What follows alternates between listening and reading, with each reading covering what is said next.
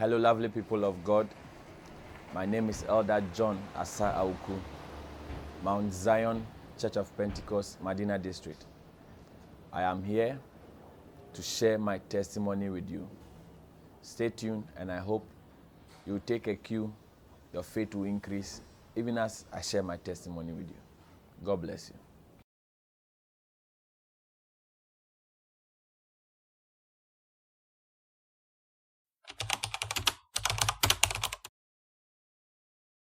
So after several months of preparation, Abide rolled on, and it was great. You had to be there.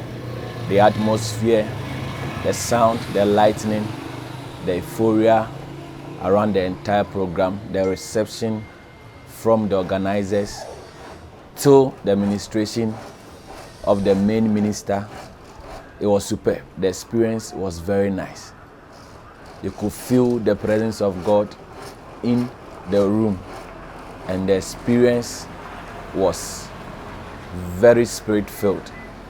There was one occasion in the program that I found myself very soaked up in my own tears, and it led to a lot of revelations. In fact, that very program, the latter part, God used me to bless the entire congregation. And the experience was spirit-filled.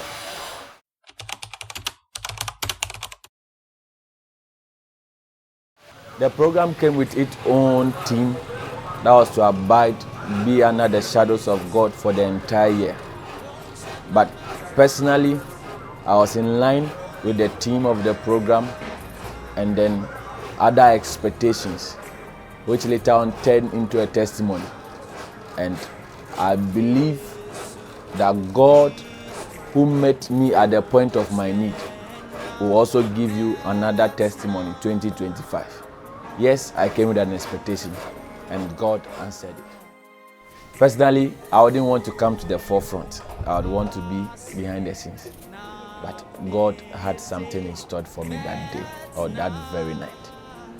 I wasn't part of the crew singing. I wasn't part of any of the active people on that very day.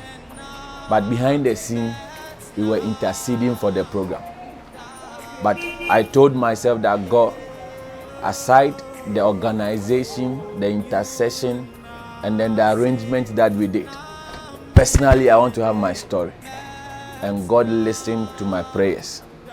It all started when Minister Noah was done with his declarations and his ministration of his main song.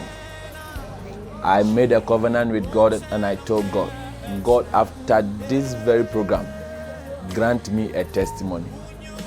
The entirety of my testimony is that I had been in the house for about 7 months without work. 7 bad months without work. And this made me so sorrowful in my heart as a man, because I needed to cater for my family. But God, nobody comes to your presence, abides with you, and remained the same. So I took a stand, and I knelt, and I prayed. So we're doing the last praises, and I could feel the move of God strongly on me. So I knelt down and prayed unto God, not knowing God wanted to use me to speak to his people. So during the program, God spoke prophetically through me, through a song, and then by oral to the people. Another officer also confirmed the very prophecy that came. But I personalized it. I took it as my own.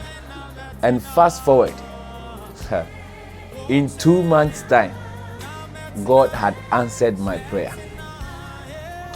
To make everything short, I'd been in the house for 7 months, as I said earlier. Life became difficult in a way, because my wife was the one catering for me. I had written several applications to several companies, but to no avail. But on that very night, I had the inner joy, the assurance that something good was coming. A year to the program, on the 15th of November, 2023, I had finished a fast and I had prayed for about 6 hours with one of my spiritual fathers, not knowing the storm that was coming was preparing me for a better testimony. On the 17th of November, it was a Monday dawn. I led dawn prayers on our online prayer platform, and the topic God made me speak on was desert moments. On this very topic, it strengthened me, and then He spoke to the people that before every rise, before every triumph, before every victory, there must be a hideout, there must be a low moment, there must be a desert moment. I got to work, and that very dawn, management gave me a termination letter. 3 days to the Monday dawn, I was praying for 6 hours. But glory be to God, that even as I joined the Abide train, God listened to my prayers. Fast forward again, the following year, in September, I had a call from my former boss. It was like, John, would you love to join or work with us again? I was dumbfounded. So I told him that, boss, let me give you a feedback. I want to sleep over this. So my boss gave me the ample time to sleep over it. And it took me 3 days, even as I seek the face of God concerning my next move. The very day he called, I told my wife, said, if it is God's will, let us pray. He will show up again. So the 3 days ultimatum was up. He called me back, and I gave him a yes. But this time around, I needed to tell him my needs, because I had given birth to a son. So I had to negotiate for my salary. I gave him my options, or I gave him my offer, and he also excused me for another 3 days. So the thing was being lengthy, or was becoming lengthy. Yet still, we abide. Yet still, we prayed, myself and my wife. A week time, he called me, and then he gave me the proposal that they had accepted to grant the very offer I gave them. And I say it to the glory of God. The very thing that even surprised me was, he gave me 2 options. Would you love to start in the middle of the month, or would you love to start at the beginning of the following month? I didn't want to be the one deciding things. I gave him another option that, give me 3 days, I will pray about it. So each option was 3 days. Each option was 3 days. Abiding for 3 days each. He called me back, and then I gave him the option, I'll start in the middle of the month. I can't wait to start. And God answered my prayer. He changed my sorrow into joy.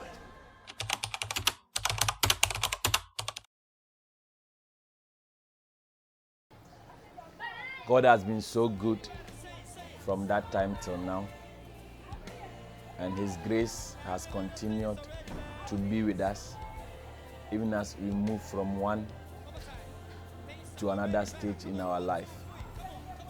I would want to admonish each and every one of us to make it a point to join Abide 2025, which will come on the 27th of July at the Mount Zion Church of Pentecost Auditorium. You can't afford to miss it, simply because we have a cause, we have a reason to give gratitude unto God. Are you keeping your testimony? Why are you doubting the power of God?